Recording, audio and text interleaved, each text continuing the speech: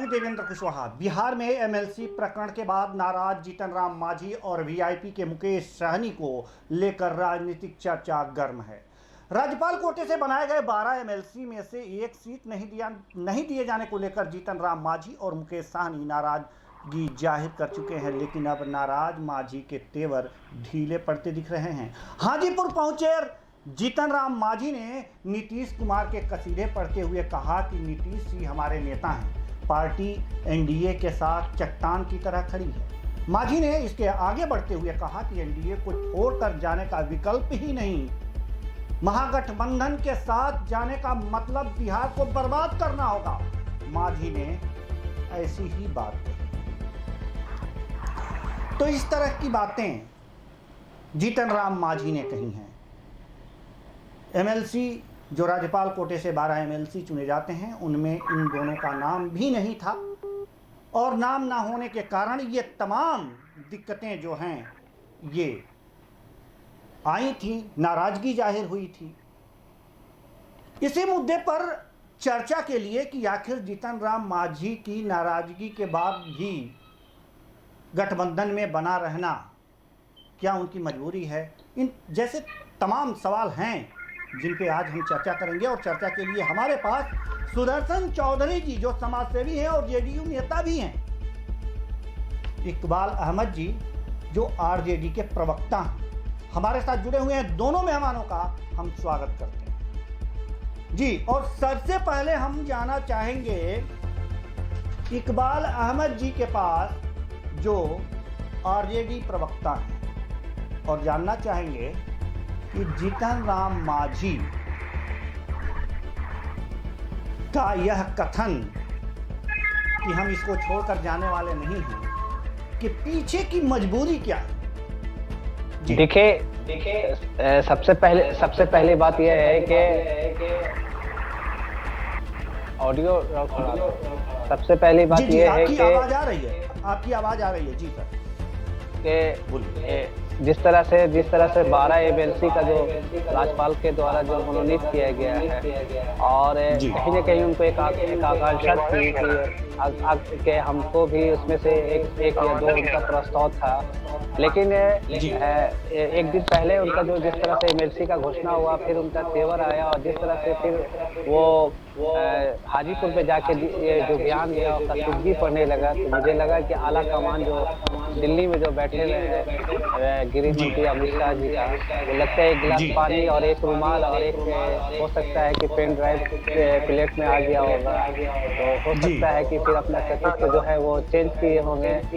निश्चित रूप से ये दुर्भाग्य है बिहार के लिए कि ये जो लोकतंत्र की बात करते हैं, समाज की बात करते हैं, और जीतन राम मांझी बोल रहे थे कि बिहार में कहीं भी हमें शराब बंद नहीं है, शराब चालू है, और फिर एक दिन के बाद पलट के जो हाजीपुर में बयान आता है, ये दर्शाता है कि ये राजनीति के लिए एक अच्छा जो स्रोत होना चाहिए वो सोच नहीं है, जो हमेशा समाज में, क्योंकि बहुत पीछे है, दलित महादलित पिछड़ा दबे पिछले से आते हैं, महादलित समाज से आते हैं, उनको तो कुछ बढ़ करके ऊंचा सोचना चाहिए था। लेकिन सत्ता के लोभी और सत्ता में आगे आने के लिए और सत्ता में अपनी जगह बनाने के लिए जिस तरह से जो खेल खेलते हैं और जिस तरह से ब्लैकमेलिंग करते हैं, सुबह में कुछ, शाम में कुछ, दोपहर में कुछ, ये कहीं ना कहीं बिहार के लिए दुर्भाग्यपूर्ण की बात है। और ये जो सामने इस तरह की जो चरित्र सामने आती है, तो समाज का हर वर्ग इसको देख रहा है। जी, आपने अपने हिसाब से जीतन राम मांझी और जेडीयू और जी, हम अब जाना चाहेंगे सुदर्शन चौधरी जी के पास। सुदर्शन चौधरी जी, मेरी आवाज आप तक पहुंच रही है कि नहीं, पहले आप ये बता दीजिए। जी, सुदर्शन चौधरी जी, आप तक मेरी आवाज पहुंच रही है या नहीं?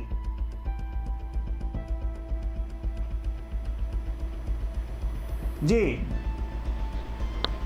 सुदर्शन चौधरी जी, आप तक मेरी आवाज जा रही है?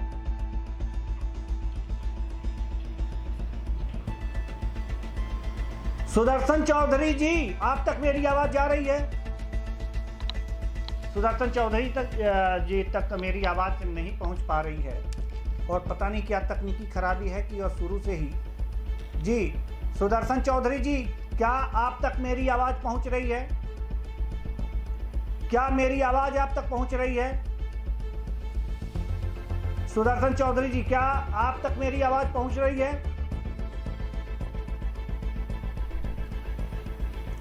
आपसे बार बार मैं निवेदन कर रहा हूं, आप तक आवाज मेरी पहुंच ही नहीं रही है, तो आप क्या सुनेंगे। खैर ठीक है, हम चर्चा को आगे बढ़ाते हैं और पुनः इकबाल अहमद जी के पास जाना चाहते हैं, जो वो कुछ कहना चाहते थे। जी इकबाल अहमद जी, आप कुछ कहना चाहते थे और मैं आपको रोक करके सुदर्शन चौधरी जी के पास जाना चाहता था, लेकिन तकनीकी खामी की वजह से हम उनसे बात नहीं कर पा रहे हैं।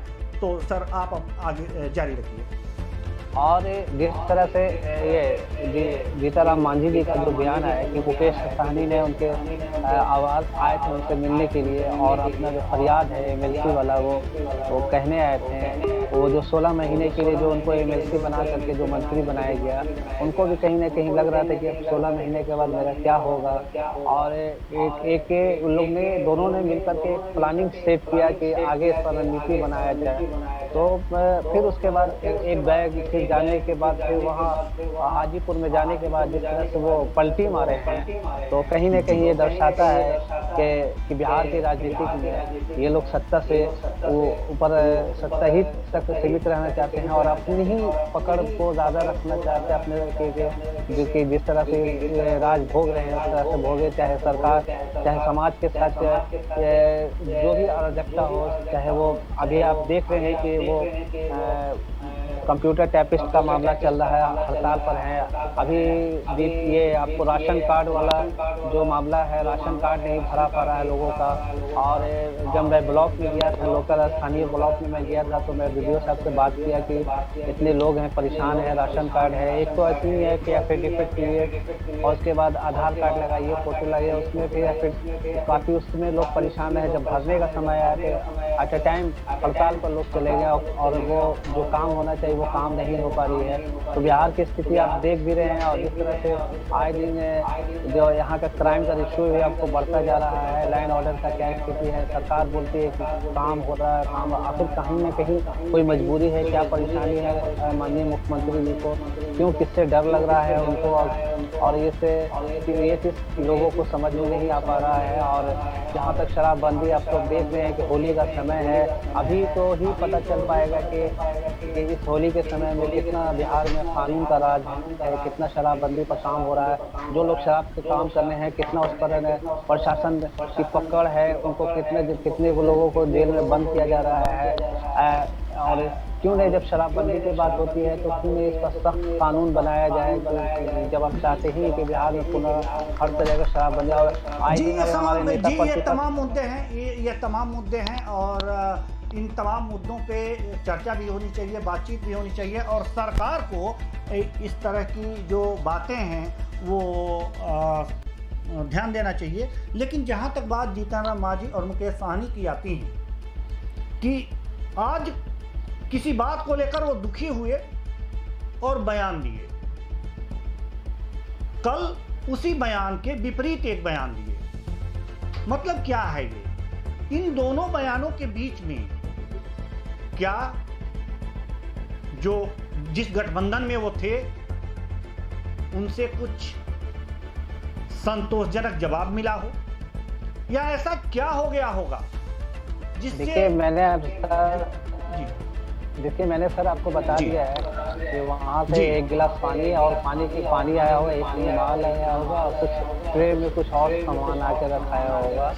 और उसके बाद वो इस तरह की जो घटना है, आप पुराने हैं, आपको बड़े बड़े चैनल में आप रह चुके हैं, आपको बहुत नजदीक से देखा है, यूपी का भी मामला आपने देखा है।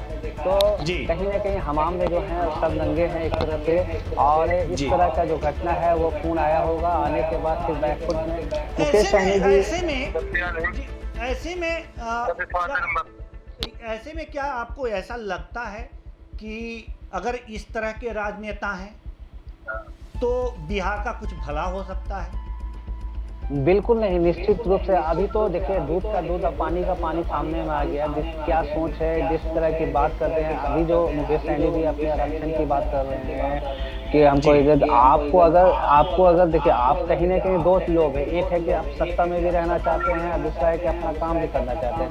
अगर जी। लोकतंत्र में अगर आपको जनता के लिए आवाज उठाना होगा और अपने लिए, अपने समाज के लिए अगर आप सोचते हैं, तो अब तो आपको रोड पर आना होगा, क्योंकि राजनीतिक कैरियर में बहुत काम है। 2015 में वो राजनीतिक में आए थे, आज अभी 2021 चल रहा है। आप हाजीपुर जी। की भी घटना आप देख चुके हैं कि इन्होंने उद्घाटन में नहीं जा करके अपने भाई को भेज दिया था। दूसरी बात है जी।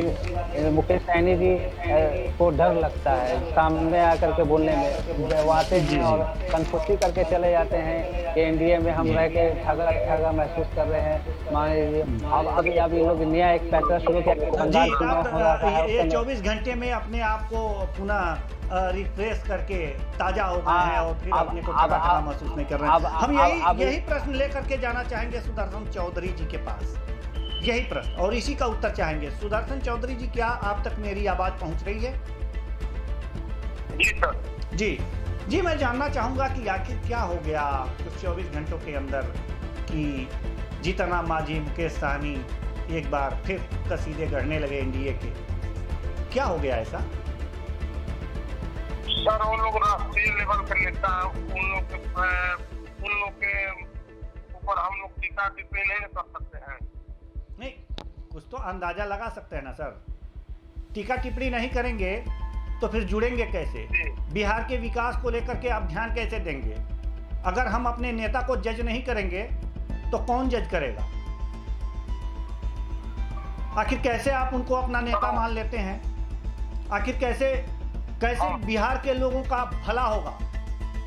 ये तो जानने का हक है ना आपको। टीका टिप्पणी आप नहीं कर सकते, लेकिन सोच सकते हैं ना क्या हुआ होगा आखिर इसके बीच में। आज आप दुखी हैं और कल आप उसी के कसीदे गढ़ रहे हैं, इसके बीच में क्या पका होगा? आखिर क्या दिक्कत हुई? आखिर जब आपका सम्मान एक बार आहत हुआ तो उस सम्मान की भरपाई की गई होगी। आखिर किस तरह से की गई होगी? क्या कारण रहा होगा कि बस 24 घंटे बाद आपने बयान बदल दिया, कसीदे पढ़ने लगे? जनता तो जानना चाहती है ना सर। जी, तो वही बताइए जी।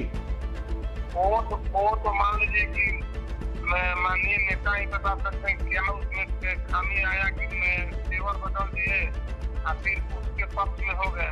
उसका तो वही बता सकते हैं जी जी कि उनको क्या कौन सा चीज मिल गया कि तुरंत बदल गए 24 घंटे के अंदर।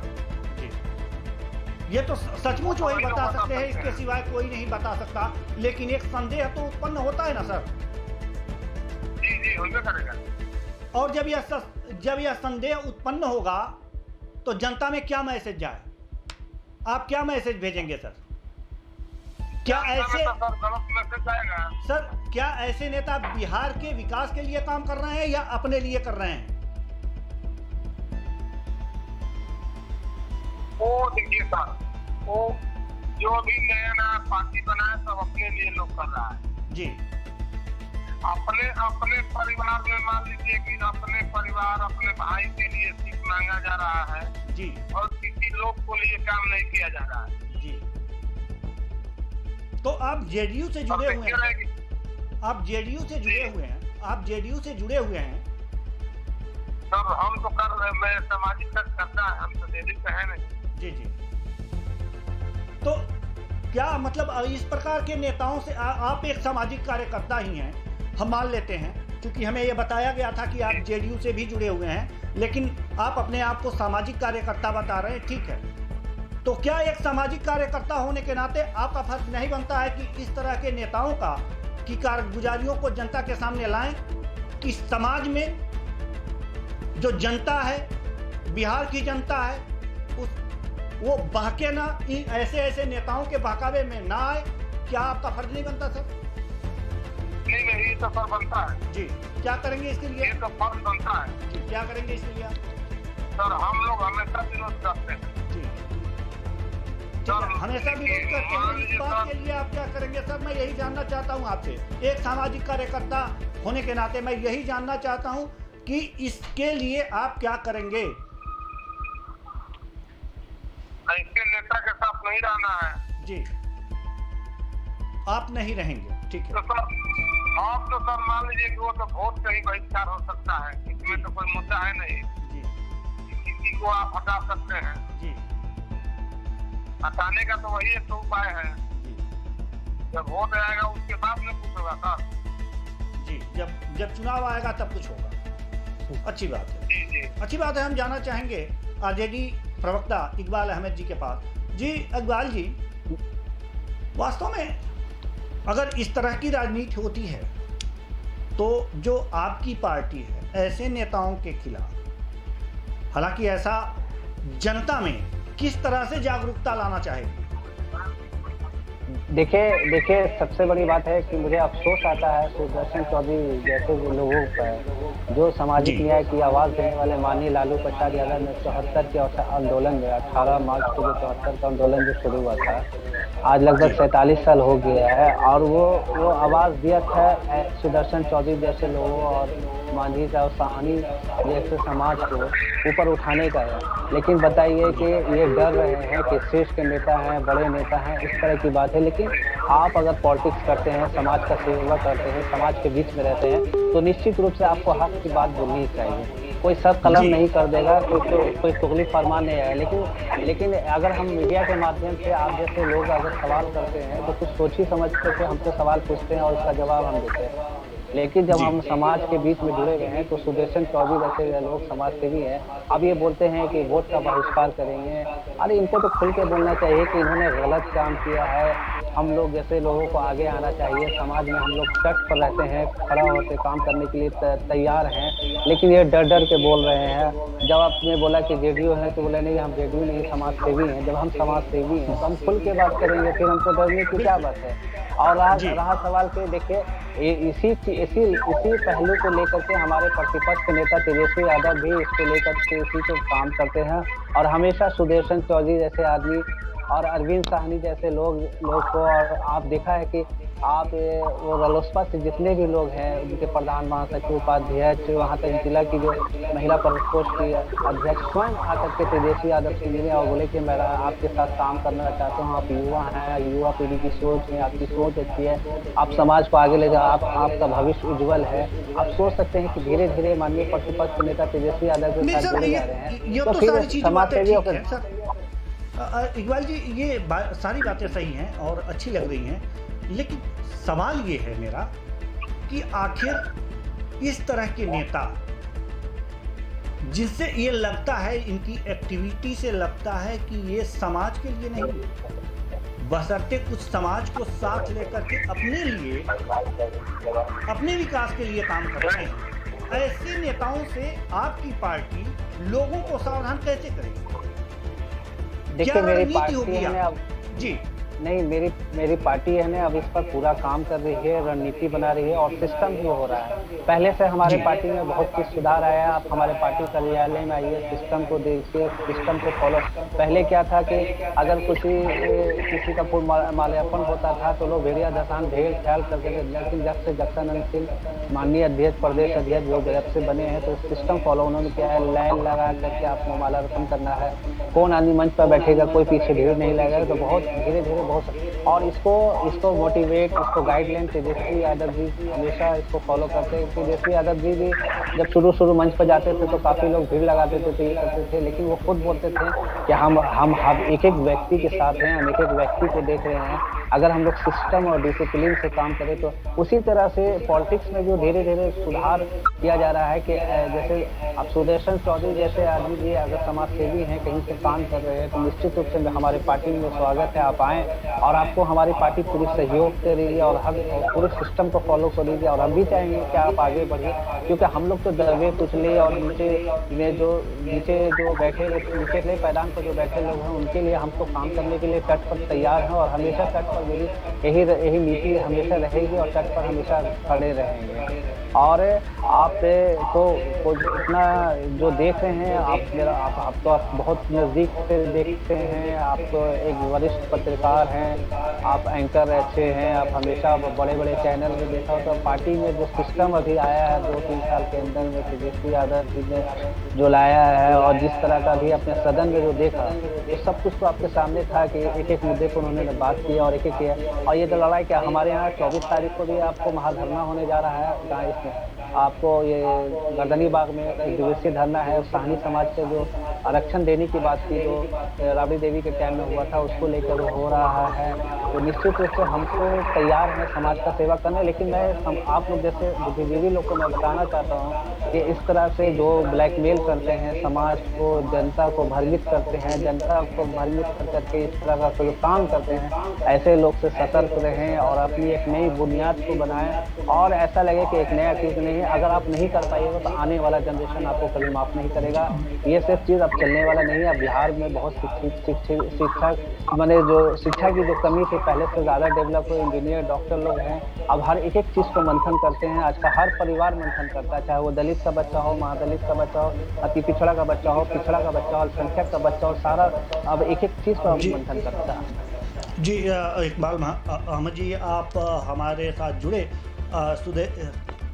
सुदर्शन चौधरी जी, आप हमारे साथ जुड़े। आप सबका बहुत बहुत धन्यवाद। जिस विषय पर चर्चा हुई हमारे पास समय नहीं है और हम चाहेंगे कि इस डिबेट को यहीं विराम दें। आप दोनों का बहुत बहुत धन्यवाद हमसे जुड़ने के लिए।